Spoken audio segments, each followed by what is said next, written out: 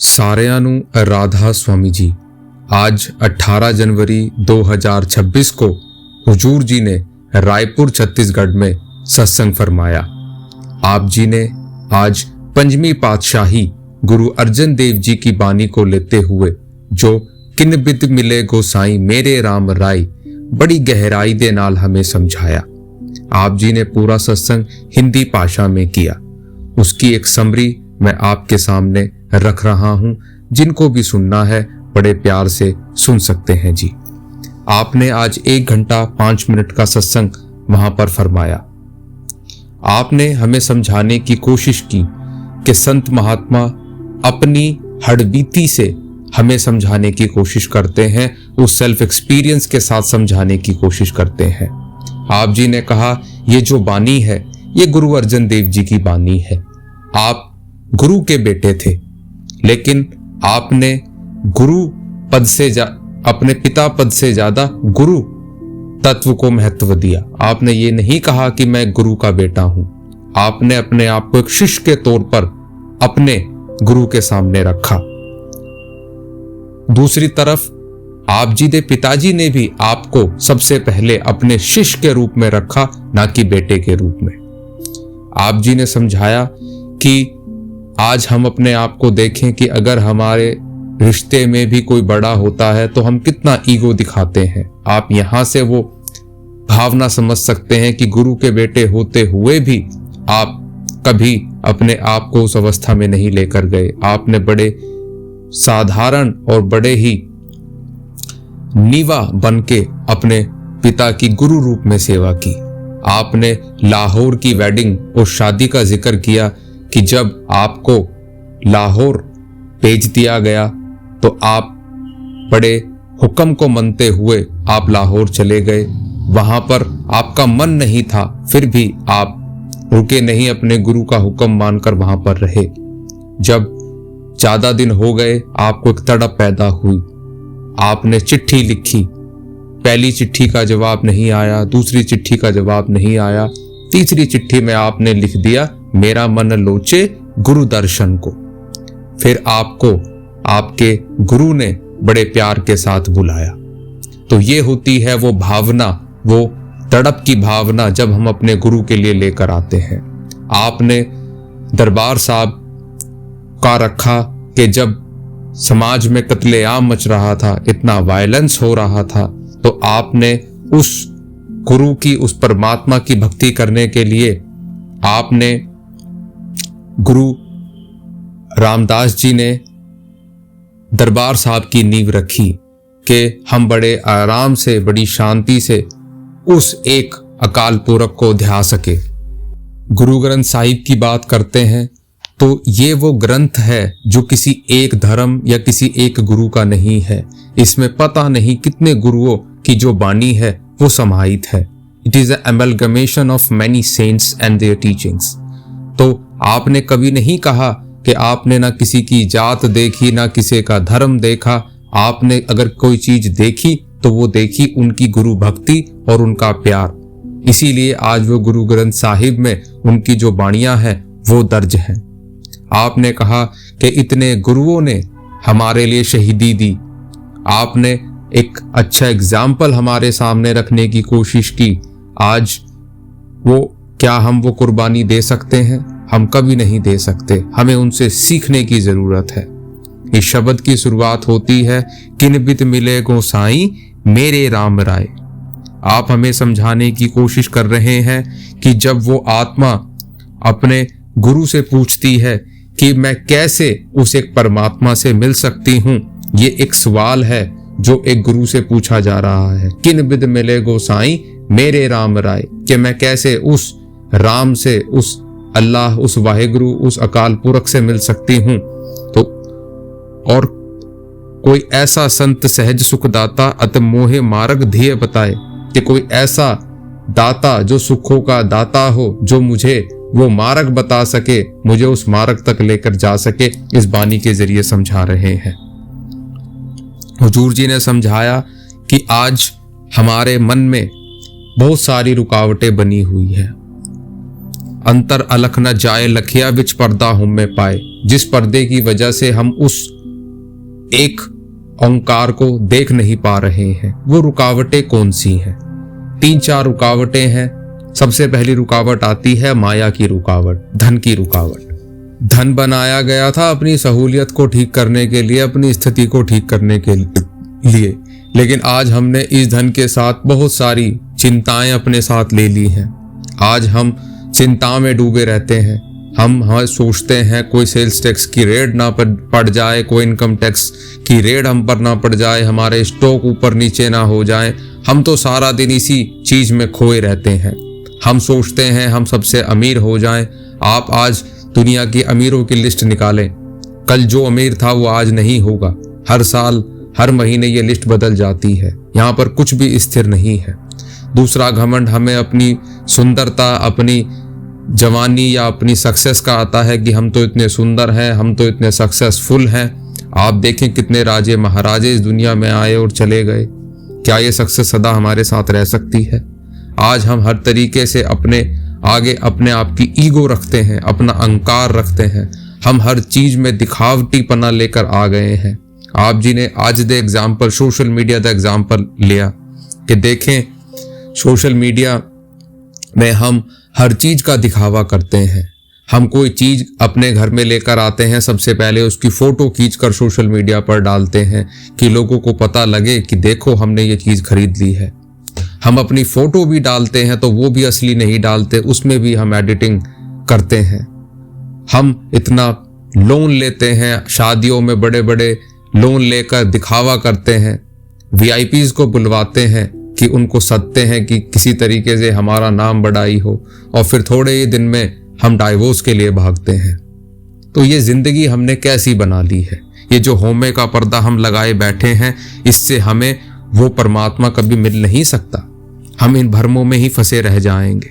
माया मोह सब जग सोया हो भ्रम कहू को जाए, कि पूरा जो संसार है वो इस माया के भ्रम में गहरी नींद में सोया हुआ है। जब तक इस नींद से नहीं जगेगा तब तक हम उस परमात्मा के लायक नहीं बन सकते। आगे हमें समझाते हैं एका संगत एकत ग्रह बसते मिल बात न करते बाहे, कि देखो कितनी अजीब बात है कि वो परमात्मा भी हमारे शरीर के अंदर है, वो आत्मा भी हमारे शरीर के अंदर है, लेकिन एक जगह होते हुए भी हम एक दूसरे से बात नहीं कर पाते। कितनी अजीब बात है, क्योंकि आज हमारे बीच में जो वो पर्दा लगा हुआ है कि हम बाहर मुखी हुए बैठे हैं। हम अंदर देखना ही नहीं चाहते। हम हर चीज को बाहर के नजरिए से देखना चाहते हैं। हमने हर चीज को बाहर प्रोजेक्ट कर लिया है। बड़ा दुख होता है कि जब हम बाहर की बातें करते हैं। बाहर की चीजें बनाई गई थी हमारे को माहौल देने के लिए, लेकिन क्या हम उस चीज को आज समझ रहे हैं? हम हर चीज को बाहर की तरफ देख रहे हैं, हर चीज को बाहर मुखी होकर कर रहे हैं। आजकल तो ऑनलाइन जमाना आ गया है, हर चीज आउटसोर्स हो रही है। We are part of outsource spirituality. हम तो पंडित को भी घर में बुलाते हैं तो सोचते हैं कि ऑनलाइन ही सारा काम हो जाए, जल्द से जल्दी मंत्र पढ़ लिए जाए। ये हमने अपनी जिंदगी को बना लिया है। जब तक हम अंदर उस चीज को नहीं झांकेंगे वो हमें चीज नहीं मिल सकती। वो चीज हमारे अंदर है। एक बसत पिन 5 दुहेले और ओ बसत अगोचर थाई, कि वो जो परमात्मा है वो किसी अगोचर जगह पर बसता है। वो कहीं अंदर, वो अगोचर जगह कौन सी है? वो हमारा दिल है, जहां पर वो बैठा हुआ है। हमें उसको साफ करने की जरूरत है और उसे देखने की जरूरत है। ये जो 5 दुहेले हैं, काम क्रोध मोह लोभ, इनसे हमें आगे बढ़ना है। और इनसे हम कैसे आगे बढ़ेंगे? उस भजन सिमरन के साथ बढ़ेंगे। आगे हमें समझा रहे हैं जिसका ग्रह तिन दिहा ताला कुंजी गुरसु पाई, कि अब आप देखें हमारा बैंक का लॉकर होता है या हमारे घर में कोई कीमती चीज होती है। अगर हमें कहीं बाहर जाना हो तो हम क्या करते हैं? हम उसकी चाबी, उसको बंद करके चाबी किसी ऐसे सदस्य को देते हैं जिस पर हमें पूरा भरोसा हो, जिसकी नीयत साफ हो, जो कभी अपने आप से हमारे साथ धोखा ना करे। तो वैसे ही जो ये गुरु है वो हमारे लिए वो गाइड का काम करता है, वो कुंजी देने का काम करता है। कि वो जो कीमती चीज हमारे अंदर रखी हुई है जिसको हम परमात्मा कहते हैं, वो कुंजी हमें कहाँ से मिलेगी? वो हमें गुरु से मिलेगी। और वो कुंजी क्या है? वो कुंजी इनिशिएशन है, वो नामदान है। वो गुरु जब हमें वो नामदान सौंप देता है, वो कुंजी जब हमें दे देता है, फिर हम परमात्मा की तरफ बढ़ते हैं। हुजूर जी ने बड़े कड़े लफ्जों के साथ हमें समझाने की कोशिश की। आपने कहा कि हम अहंकार में सोचते हैं कि सब हमारे हाथों में है, हमारे हाथ में कुछ नहीं हो सकता। आप सोचे जिस घर में आप पैदा हुए, जो माँ बाप आपके हैं, जो दोस्त आपके हैं, क्या ये आपके हाथ में थे? क्या आपने अपने माँ बाप चुने? क्या आपने अपने दोस्त चुने? क्या आपने अपना परिवार चुना? नहीं, ये मालिक की देन है। मालिक ने हमें जिस भी जगह पर रखा, हमें वो स्वीकारनी पड़ेगी। आप देखें, एरोप्लेन क्रैश हो जाता है, उसमें एक आदमी बचता है, सब मर जाते हैं, तो क्या ये हमारे हाथ में है? These are the uncontrollable things, we can't control all these things. हमारे हाथ में कुछ नहीं है। हमारे हाथ में उस मालिक ने सिर्फ विवेक की ताकत दी है कि हम अपनी तरफ से अच्छे कदम उठा सकें, हम अपनी तरफ से वो भजन सिमरन करके उस परमात्मा को पा सकें, लेकिन हमारे हाथ में नहीं है। आपने गौतम बुद्ध की कहानी को हमारे सामने रखा कि देखो, गौतम बुद्ध जो थे वो एक राजे के परिवार में पैदा हुए थे। जब ज्योतिष ने उनका भाग देखा तो उन्होंने कहा कि या तो ये बहुत बड़ा राजा बनेगा या फिर ये बहुत बड़ा संत बनेगा। तो जो उनके माँ बाप थे वो थोड़ा सा डर गए कि एक राज परिवार में पैदा होने वाला साधु संत ना बन जाए। तो उन्होंने क्या किया?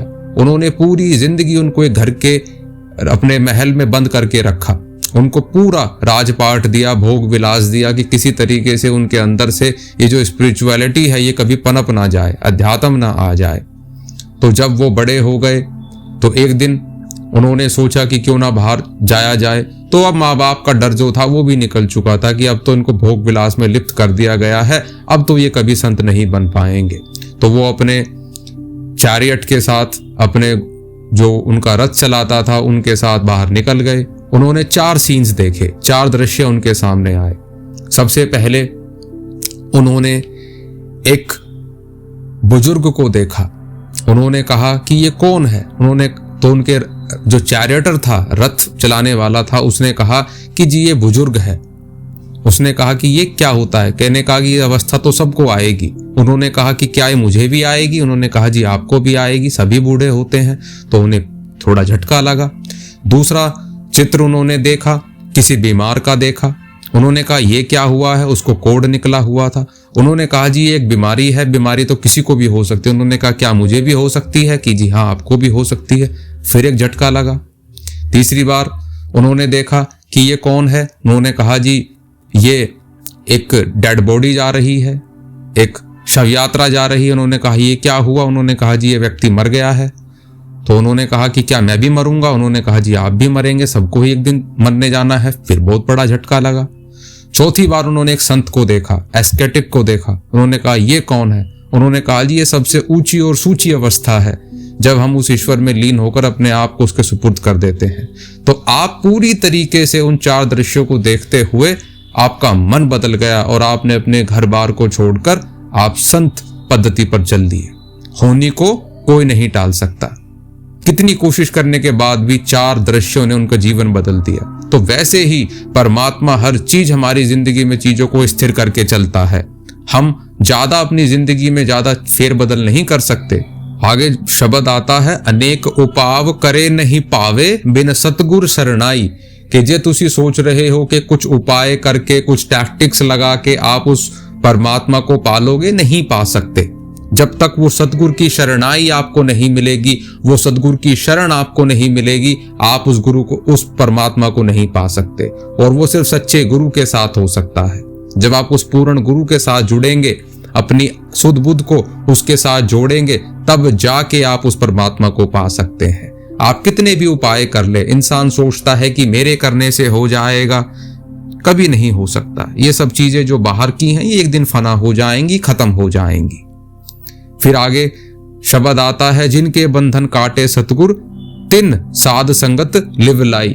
कि जो हमारे बंधनों को काटेगा वो हमारा सिर्फ सतगुर है, जो हमें नामदान के साथ जोड़कर हमें वो ताकत बख्शेगा कि हम अपने आप को उस एक ओंकार के साथ जोड़ सके। जिनके बंधन काटे सतगुर तिन साध संगत लिव लाई, जिन्होंने अपनी लिव को उस सतगुरु के साथ जोड़ लिया है उनके बंधन फिर वो गुरु काटेगा।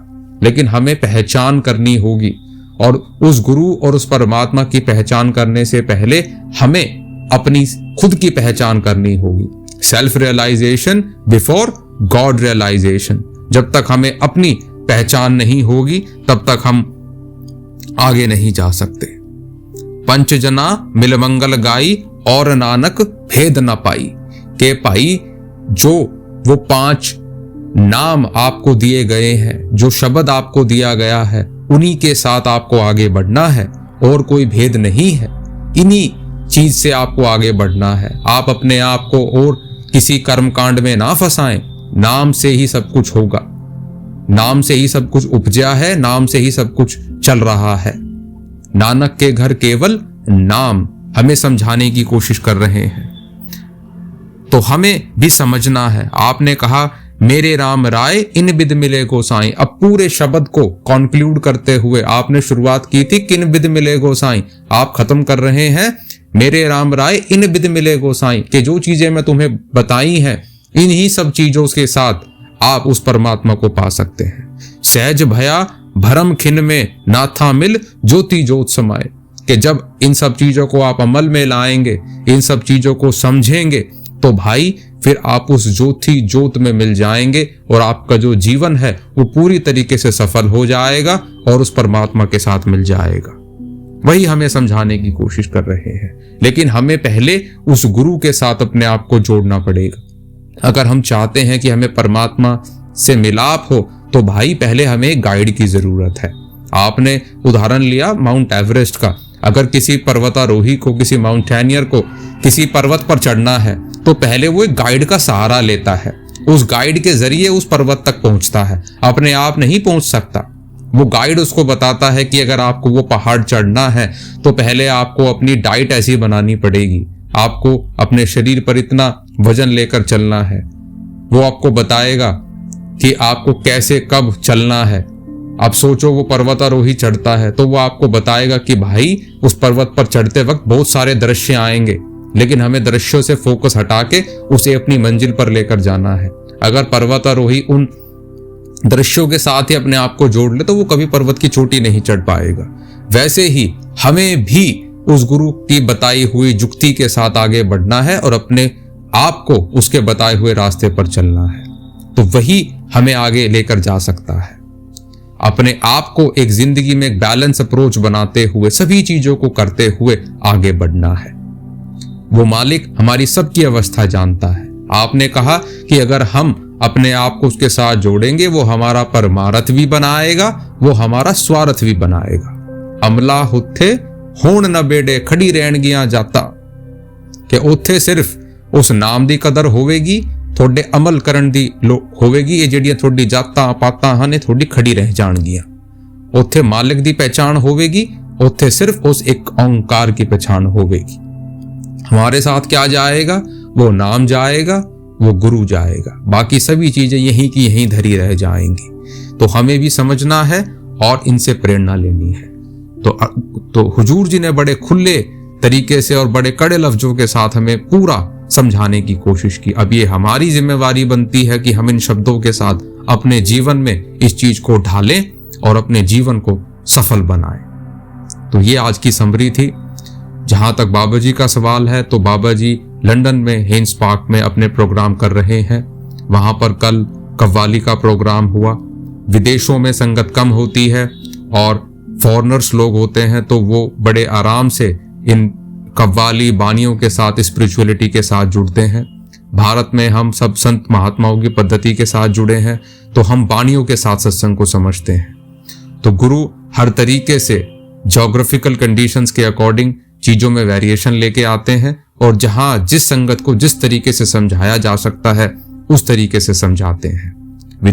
विदेशों के लोग हिंदी जो बानी है या जो हमारी ग्रंथों की जो बानी है उन्हें थोड़ी सी टिपिकल लगती है, वो समझ नहीं पाते, इसलिए उनको थोड़ा सा इजी वे में करने के लिए कव्वाली और भजनों का सहारा लिया जाता है। तो हमें भी चाहिए कि हमें जहां से भी जो भी प्रेरणा मिले हम उसे अपने अमल में लाएं और भजन सिमरन करें। राधा स्वामी जी।